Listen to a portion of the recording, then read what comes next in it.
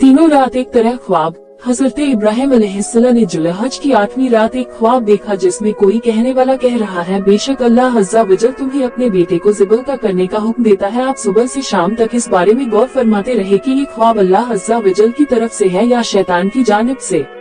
इसलिए आज जुल्हज का नाम यौम तरविया यानी सोच विचार का दिन रखा गया। 9वीं रात फिर वही ख्वाब देखा और सुबह यकीन कर लिया कि ये हुक्म अल्लाह की तरफ से है, इसलिए 9 जुल्हज को यौम अरफत यानी पहचानने का दिन भी कहा जाता है। 10वीं रात फिर वही ख्वाब देखने के बाद आप अलैहिस्सलातु वस्सलाम ने सुबह उस ख्वाब पर अमल करना यानी बेटे की कुर्बानी का पक्का इरादा फरमा लिया, जिसकी वजह से जुल्हज को यौमुन नहर यानी ज़बह का दिन कहा जाता है।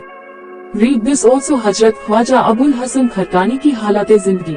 बेटे की कुर्बानी से रोकने की शैतान की नाकाम कोशिशें। अल्लाह अज़्ज़ा वजल के हुक्म पर अमल करते हुए बेटे की कुर्बानी करने के लिए हजरत इब्राहिम अलैहिस्सलातु वस्सलाम जब अपने प्यारे बेटे हजरत इस्माइल अलैहिस्सलातु वस्सलाम को, जिनकी उम्र उस वक्त 7 साल या इससे थोड़ी ज्यादा थी, लेकर चले, शैतान उनकी जान पहचान वाले एक शख्स की सूरत में जाहिर हुआ और पूछने लगा, इब्राहिम कहाँ का इरादा है? आपने जवाब दिया, एक काम से जा रहा हूँ। उसने पूछा, क्या आप इस्माइल को ज़बह करने जा रहे हैं? हजरत इब्राहिम अलैहिस्सलाम ने फरमाया, क्या तुमने किसी बाप को देखा है कि वो अपने बेटे को ज़बह करे? शैतान बोला, जी हाँ, आपको देख रहा हूँ कि आप इस काम के लिए चले हैं। आप समझते हैं कि अल्लाह पाक ने आपको इस बात का हुक्म दिया है। हजरत इब्राहिम अलैहिस्सलाम ने इरशाद में फरमाया, अगर अल्लाह पाक ने मुझे इस बात का हुक्म दिया है तो फिर मैं इसकी फरमाबरदारी करूँगा। यहाँ से मायूस होकर शैतान हजरत इस्माइल अलैहिस्सलातु वस्सलाम की अम्मी जान हजरत हाजरा रदियल्लाहु अन्हा के पास आया और उनसे पूछा, इब्राहिम आपके बेटे को लेकर कहाँ गए हैं? जवाब दिया, वो अपने एक काम से गए हैं। हजरत हाजरा रदियल्लाहु अन्हा ने फरमाया, क्या तुमने किसी बाप को देखा है कि वो अपने बेटे को ज़बह करे?